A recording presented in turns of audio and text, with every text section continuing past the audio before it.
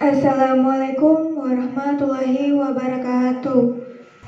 Alhamdulillah kita masih diberi kesehatan sehingga kita masih bisa mengikuti kegiatan MPLS. Untuk mengefektifkan waktu, kita masuki materi pertama hari kedua, yaitu pendidikan karakter siswa yang akan disampaikan oleh Ibu Mega Agustianti Badar, SPD. Assalamualaikum warahmatullahi wabarakatuh.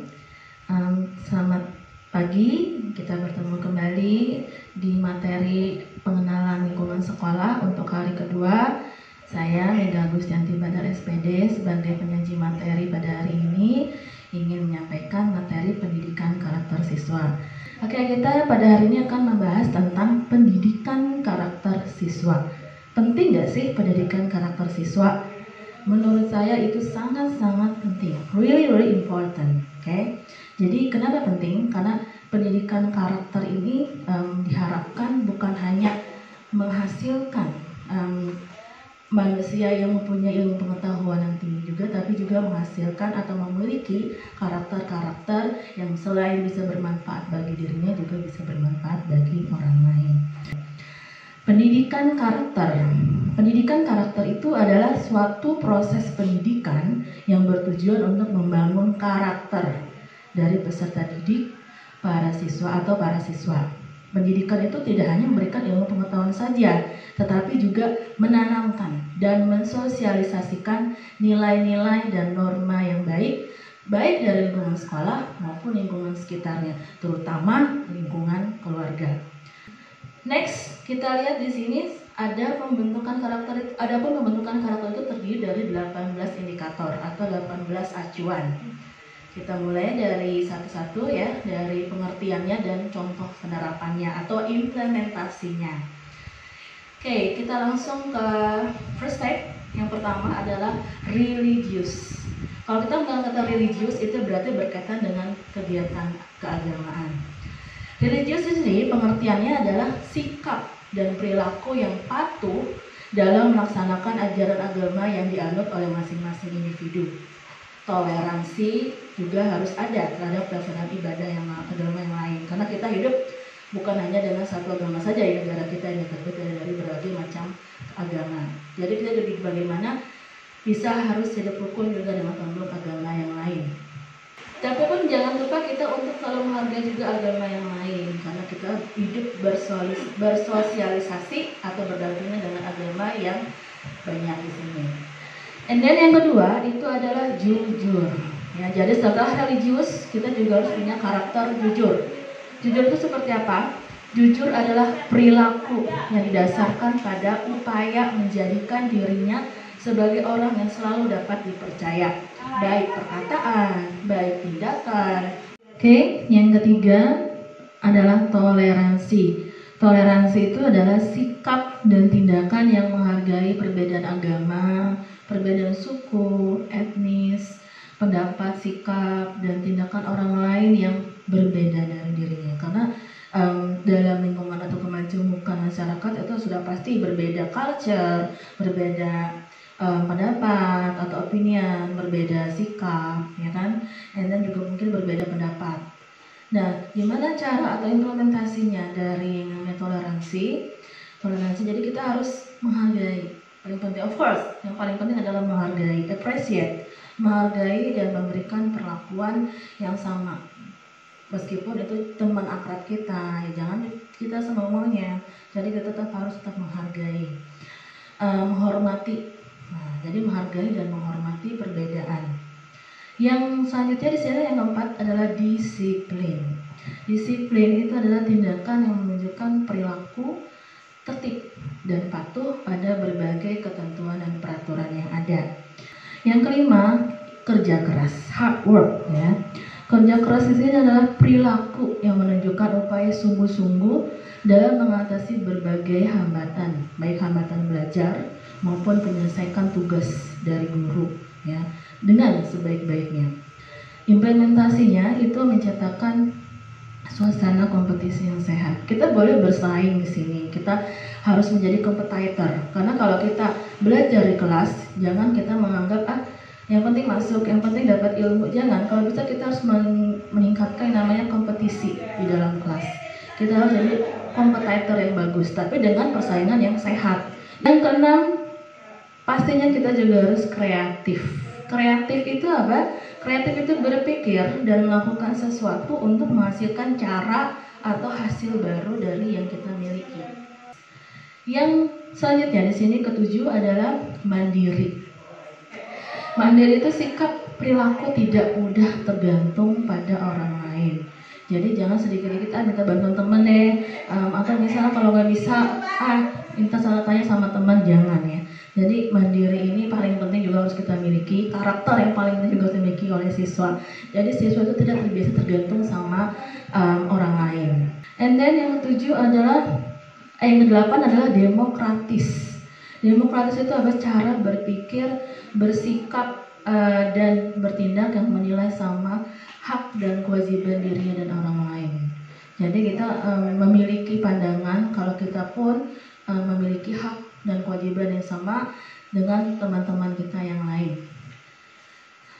Di sini selanjutnya adalah rasa ingin tahu atau curiosity, sikap tindakan yang selalu berupaya untuk mengetahui lebih dalam, lebih meluas tentang sesuatu yang baru kita dapat. Misalnya ilmu yang kita dapat ya, tidak dapat sebelumnya. Gimana caranya supaya kita lebih tahu? Kita tanya terus sama gurunya. Kalaupun nggak paham, tanya lagi ya sampai kita mengerti. Jadi jangan sampai cuman sudah selesai tulis ya, sudah selesai ini kerjakan ini selesai, jangan. Tapi tetap kembangkan rasa ingin tahu kalian. Gimana caranya Bu sampai seperti ini? Gimana caranya dapat jawaban seperti ini? Kalaupun kamu nggak tahu, kalaupun kalian nggak tahu, jangan berdiam diri. Jadi silahkan tanya. Next, semangat kebangsaan. Semangat kebangsaan itu cara berpikir, bertindak, dan berwawasan yang menempatkan kepentingan bangsa dan negara di atas kepentingan diri dan kelompoknya. Karena kita namanya hidup ini sudah pasti harus memiliki juga memikirkan kepentingan orang lain. Jangan memikirkan kepentingan diri sendiri. Implementasinya seperti apa? Misalnya ya kan, kalau ada lomba-lomba hari bersejarah seperti Hari Pahlawan atau mungkin seperti Hari Kartini 21 April bisa kita ikuti mungkin dengan pawai budaya, dengan pawai busana ya. Bekerja sama dengan teman sekolah yang berbeda etnis atau suku. Jangan mentang-mentang gak satu suku kalian nggak mau, saya nggak kenal Bu, saya nggak paham bahasanya, atau mungkin saya nggak tahu dia orang seperti apa. Jangan. Jadi tetap kita sama, karena kita memandang jangan sebelah mana, tetapi harus kita memandang sama. Karena itulah fungsi dari semangat kebangsaan. Next, cinta tanah air. Nah, cinta tanah air jangan cuma slogannya cinta tanah air, tapi kalian nggak ngerti apa sih cinta tanah air. Cinta tanah air itu adalah cara berpikir, bersikap, dan berbuat yang menunjukkan kesetiaan, kepedulian, dan penghargaan yang tinggi terhadap bahasa, lingkungan fisik, sosial, budaya, ekonomi, dan politik bangsa. Dan yang paling penting juga menggunakan bahasa Indonesia yang baik dan benar. Jadi biasakanlah, apalagi kalau kalian masuk ke lingkungan sekolah, pakailah bahasa Indonesia yang baik, jangan pakai bahasa daerah. Ya, kalau kalian berbicara mungkin dengan kelompok, maksudnya teman akrab atau mungkin dalam kelompok teman tertentu, it's okay kalau kalian pakai bahasa daerah. Tapi kalau kalian sudah masuk kelas, sudah berinteraksi dengan guru, ya pastinya kalian harus menggunakan bahasa Indonesia yang baik dan benar. Gak mesti yang baku, tapi paling tidak kalian menggunakan bahasa Indonesia lah. Next, menghargai prestasi. Menghargai prestasi itu maksudnya, menghargai prestasi itu adalah sikap dan tindakan yang mendorong dirinya untuk menghasilkan sesuatu yang berguna bagi masyarakat, mengakui dan menghormati keberhasilan orang lain. Next, yang paling penting juga adalah bersahabat atau komunikatif. Bersahabat atau komunikatif itu tindakan yang memperlihatkan rasa senang berbicara, bergaul, dan bekerja sama dengan orang lain. Yang selanjutnya sini yang ke-14, cinta damai, peace, ya kan? Cinta damai itu sikap, perkataan, dan tindakan yang menyebabkan orang lain merasa senang, merasa aman terhadap kehadiran kita. Jangan kalau kita datang, ya kan, orang lain malah mengganggu tuh, atau itu orang yang suka bikin kita marah, atau jangan, kita bikin ke lingkungan itu kondusif. Ya, jadi kalau kita bisa datang sama teman disapa, ya kan, karena kita cinta damai. Kita nggak mau kan selalu bikin huru-hara, apalagi bikin keributan. apalagi itu sudah termasuk dalam tata tertib sekolah. Nah, yang ke-15 ini adalah gemar membaca. Ya, gemar membaca ini maksudnya apa sih?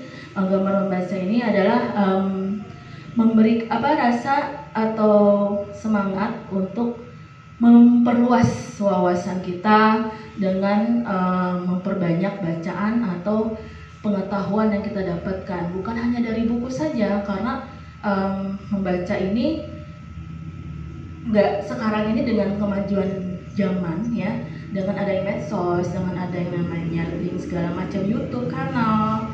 Jadi kita membacanya, kalau dulu zaman saya mungkin adanya buku saja seperti RPUL atau RPAL, tapi kalau sekarang kita sudah banyak sekali pendukungnya.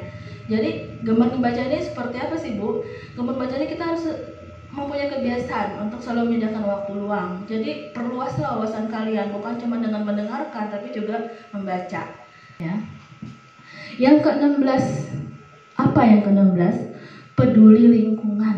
Nah, peduli lingkungan itu seperti apa? Sikap dan tindakan yang selalu berupaya mencegah kerusakan pada lingkungan alam di sekitarnya dan mengembangkan upaya-upaya untuk memperbaiki kerusakan alam yang sudah terjadi.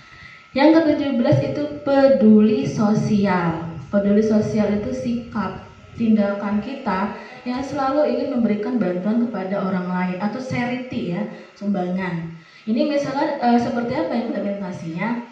Kalau kalian nanti atau yang sudah pernah bergabung di OSIS juga kan pasti tahu di setiap substansinya itu ada namanya kegiatan sosial. Misalnya kalau ada orang tua, keluarga atau kerabat dari siswa kita mungkin yang mendapatkan musibah atau mungkin ada yang perlu bantuan, bisa kita pakai wadah atau organisasi yang ada untuk memberikan bantuan.